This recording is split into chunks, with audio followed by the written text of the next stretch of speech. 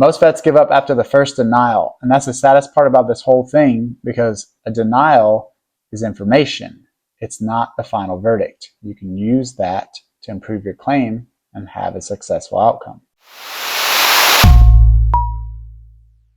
So we're going to go over reading a denial letter, and I'm going to show you step by step how to scroll it. It's big. I'm going to show you on the computer, highlight the key things, and we're going to see what's wrong with it, and then we're going to act like we're going to fix it. All right, here we go. So we've got a real redacted decision letter from the VA. We made a decision on your VA benefits.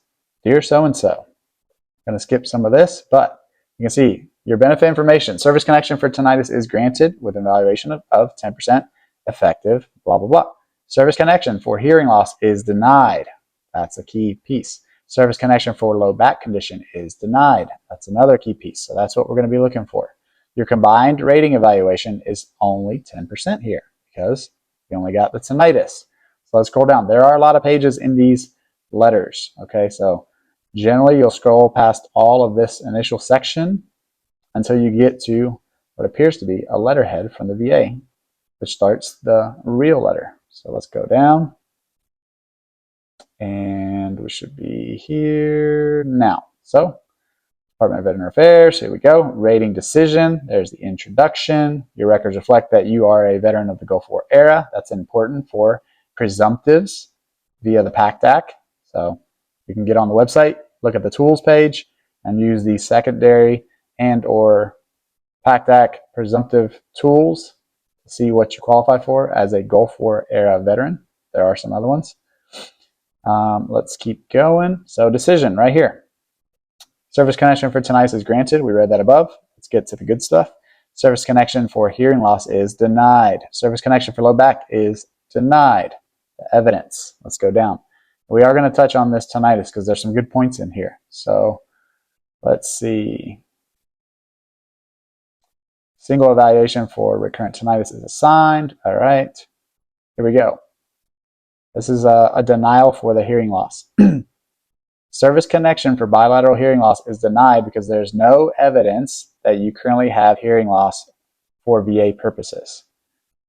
Service connection may not be established for disability due to impaired hearing unless the auditory threshold in any of the frequencies, yada, yada, yada, is 40 decibels or greater, or the auditory threshold for at least 3 of the frequencies are 26 or greater, or speech recognition scores using the Maryland CNC test are less than 94%.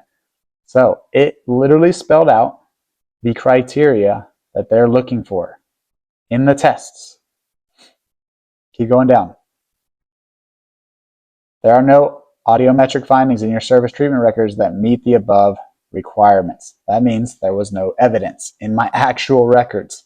And I did have hearing tests done during and upon exit of service. So there you go. Can't argue about that too much. Maybe you can have another test. I don't know. Let's go down. They say the veteran served in the Army during the Gulf War era from 2005 to 2009. MLS, infantryman, noise exposure is conceded. This is important. They're conceding that there was a, oh, wrong one. Back that up. There was a lot of noise exposure based on the MOS. Although noise exposure is conceded, right? The relationship between noise, auditory damage, and hearing loss is well documented. Obviously, we shot a lot of guns, threw a lot of flashbangs, shot Carl Gustavs. A lot of stuff went bang and boom. And it says auditory damage and hearing loss are not conceded based on noise alone.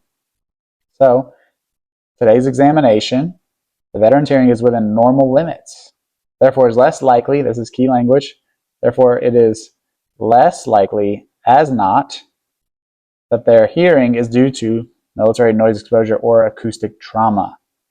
So for a favorable outcome, you would want the opposite of these, of this language right here. Okay, let's go down. Let's get to our denials. Another denial, the back, low back, right? Service connection may be granted for a disability which began in military service or was caused by some event. So this is a key thing. This is what they're looking for. Service connection for low back condition is denied since the condition is neither occurred in or was caused by service. The evidence does not show an event, disease, or injury in service. Your service treatment records, STRs, do not contain complaints, treatments, or diagnosis for this condition. So what do we need in the nexus? We need a diagnosis. We need an in-service event. I did not have any diagnosis. I never went to sick call for anything around my back. The evidence does not show a current diagnosed disability. There we go again. These are your answers. We did not find a link between your medical condition and military service. So they're basically spelling it out right here. They looked for a diagnosis. They didn't find one. They looked in the records. They didn't see anything. But if you go down, there is this section.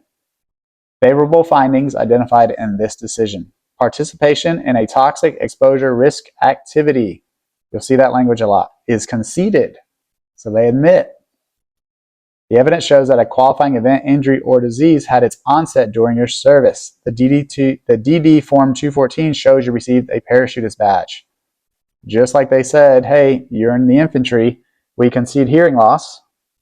They said, you went to airborne school, you jumped out of planes, so we concede that this likely happened, but there was just no diagnosis or evidence. So if I wanted to file a supplemental for this, I could have. I didn't know any better at the time. I didn't go back and revisit this, but this is a good example of how to read a claim letter that's denying service connection. So you had no nexus. Diagnosis was missing and or in-service event. Need some evidence. So this is what you're looking for. Sometimes they're a little more detailed about certain things. Sometimes they're less. It just depends on the condition and how it's written. But you saw there was plenty to go on here. So what's the next move if you want to fix this? Get your nexus. Make sure it's got the diagnosis. Remember, that's key. You got to get some evidence. Put it into the claim. Resubmit as a supplemental.